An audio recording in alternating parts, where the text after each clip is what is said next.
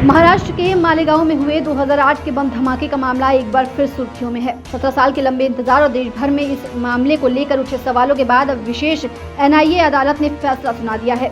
अदालत ने सभी 7 आरोपियों को बाइज्जत बरी कर दिया है। इस ऐतिहासिक फैसले के साथ ही कई अहम बातें भी सामने आई हैं, जो इस केस के राजनीतिक, सामाजिक और कानूनी पहलुओं पर नए सिरे से सोचने को मजबूर करती हैं।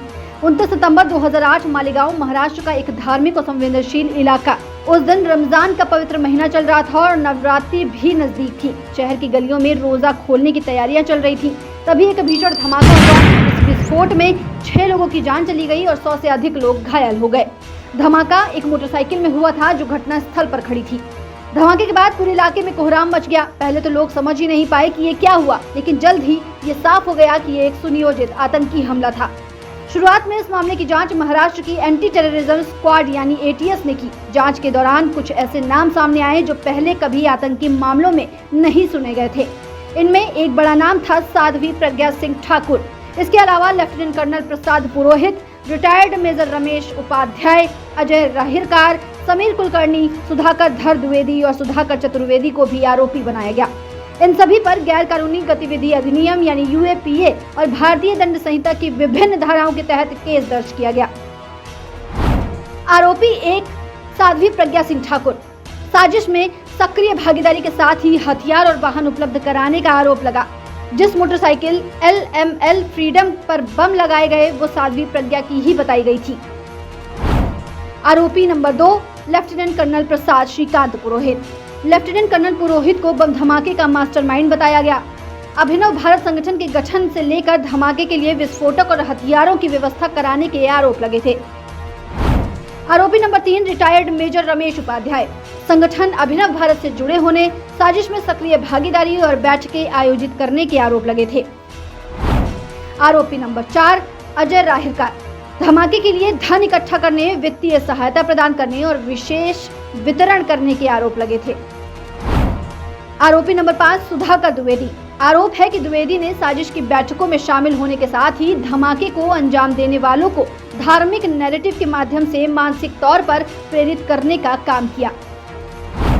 आरोपी नंबर 6 सुधाकर चतुर्वेदी। साजिश की बैठकों में शामिल होने और योजना में भागीदारी का आरोप है। आरोपी नंबर 7 समीर कुलकर्णी। कुलकर्णी पर भी बैठकों का हिस्सा बनने और साजिश में शामिल होने के आरोप लगे थे। 2011 में इस केस की जांच राष्ट्रीय जांच एजेंसी NIA को सौंप दी गई थी। NIA ने अपनी जांच में कई नए पहलुओं को खंगाला और 2016 में कोर्ट में चार्जशीट दाखिल की, मगर इसी चार्जशीट को लेकर विवाद भी खड़ा हुआ।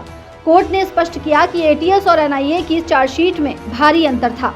एटीएस की चार्जशीट जहां आरोपियों को दोषी ठहराने पर केंद्रित थी, वहीं NIA की रिपोर्ट में सबूतों की कमी पर जोर था। अब 17 साल बाद कोर्ट ने अपना फैसला सुनाया है। फैसला बेहद साफ और निर्णायक है। सबूतों के अभाव में सभी 7 आरोपी को बरी कर दिया गया है। अब तक क्या क्या साबित नहीं हुआ। RDX और बम का सबूत साबित नहीं हो पाया। बाइक साध्वी प्रज्ञा की थी, ये भी साबित नहीं हो पाया। ब्लास्ट से पहले बैठक हुई, ये भी अभी तक साबित नहीं हो पाया था। RDX कर्नल पुरोहित लाए, ये भी साबित नहीं हुआ। बाइक पर चेचिस नंबर कभी रिकवर ही नहीं हुआ। स्पॉट पंचनामा से कुछ भी सामने नहीं आया। UAPA लागू नहीं होता, ये मामला बनता ही नहीं है। कोर्ट ने कहा कि सबसे अहम सवाल यही था कि क्या मोटरसाइकिल साध्वी प्रज्ञा सिंह ठाकुर की थी और क्या उसी में बम रखा गया था। इस सवाल का कोई ठोस जवाब अभियोजन पक्ष नहीं दे पाया। अदालत ने स्पष्ट किया कि मोटरसाइकिल के मालिकाना हक को साबित करने के लिए जो दस्तावेज पेश किए गए वो न पूरी तरह से वैध थे और न ही विश्वसनीय। चेचिस नंबर और इंजन नंबर तक पूरी तरह से रिकवर नहीं किया जा सका। इस बाइक पर बम रखा गया या नहीं, इसका कोई प्रत्यक्ष सबूत नहीं मिला। इसके अलावा अदालत ने एक और महत्वपूर्ण बात कही कि धमाके के बाद घटनास्थल का पंचनामा ठीक से नहीं किया गया था। फिंगरप्रिंट नहीं लिए गए, कोई RDX या विस्फोटक का हिस्सा बरामद नहीं हुआ। जांच एजेंसियों की ओर से जो वैज्ञानिक साक्ष्य इकट्ठा किए जाने चाहिए थे, वे या तो मौजूद नहीं थे या फिर बेहद कमजोर थे। अदालत ने यह भी कहा कि लेफ्टिनेंट कर्नल पुरोहित के खिलाफ ऐसा कोई प्रत्यक्ष सबूत नहीं मिला जिससे ये सिद्ध हो सके कि उन्होंने बम बनाने में कोई भूमिका निभाई हो या उसे कहीं सप्लाई किया हो। कोई भी गवाह इस बात की पुष्टि नहीं कर सका कि बम किसने लगाया या धमाके की योजना किसने बनाई। अभियोजन पक्ष ने इस मामले में कुल 323 गवाहों से पूछताछ की, मगर हैरानी की बात यह है कि इनमें से 34 गवाह अपने बयान से पलट गए। ये उस मुकदमे की नींव की ही कमजोर करने वाली पहलू बन गया। कोर्ट ने अपने फैसले में टिप्पणी की कि संदेह के आधार पर किसी को सजा नहीं दी जा सकती। अदालत का काम है कि वो साक्ष्यों के आधार पर न्याय करे, न किसी की भावनात्मक और राजनीतिक दबाव में आकर। कोर्ट ने एक और अहम बात कही जो इस केस से इतर भी बहुत गहरे मायने रखती है। अदालत ने साफ शब्दों में कहा कि आतंकवाद का कोई धर्म नहीं होता। ये बयान उस पूरे विमर्श को भी जवाब देता है जिसमें आरोपियों को हिंदू आतंकवादी कहकर प्रचारित किया गया था। इस मामले में 19 अप्रैल 2025 को अदालत ने फैसला सुरक्षित रख लिया था। दोनों पक्षों अभियोजन और बचाव की अंतिम बहसें सुनने के बाद अदालत ने आज यानी 31 जुलाई को फैसला सुनाया है। इस फैसले के बाद राजनीतिक प्रतिक्रियाएं भी तेज हो गई हैं। जहां बीजेपी और आरोपी पक्ष इस फैसले को न्याय की जीत बता रहे हैं, वहीं विपक्ष के कुछ नेता इसे जांच एजेंसियों की नाकामी बता रहे हैं। पूर्व गृह मंत्री और एनसीपी नेता अनिल देशमुख ने भी इस फैसले पर प्रतिक्रिया देते हुए कहा कि अगर कोर्ट ने सबूतों पर अभाव में बरी किया तो ये हमारे सिस्टम की बड़ी विफलता है कि इतने वर्षों तक निर्दोषों को आरोपी बनाकर घसीटा गया। अब सवाल उठता है कि इतने वर्षों तक ये केस क्यों चला? क्या हमारी जांच एजेंसियां राजनीतिक दबाव में काम करती हैं? क्या ऐसे मामलों में आरोपियों के साथ न्याय हो पाता है जब वर्षों तक उन्हें अदालतों के चक्कर काटने पड़ते हैं?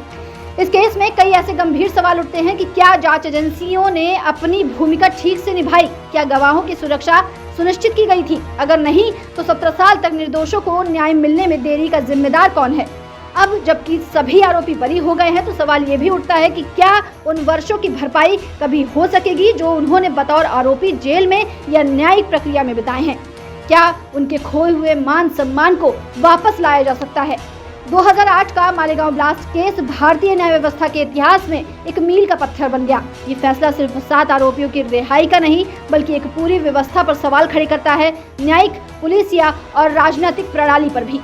साथ ही ये स्पष्ट संदेश भी देता है कि केवल संदेह के आधार पर किसी को आतंकवादी नहीं ठहराया जा सकता और आतंकवाद को किसी धर्म या जाति से नहीं जोड़ा जाना चाहिए।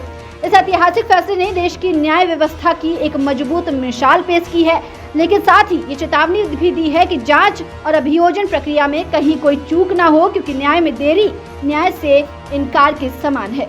ऐसे तमाम अपडेट्स के लिए बने रहिए दस्तक न्यूज़ 24 के साथ।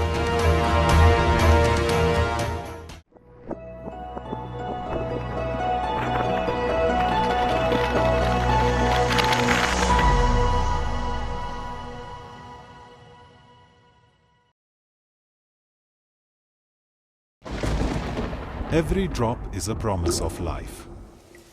Vrishti, drop of life, packaged drinking water.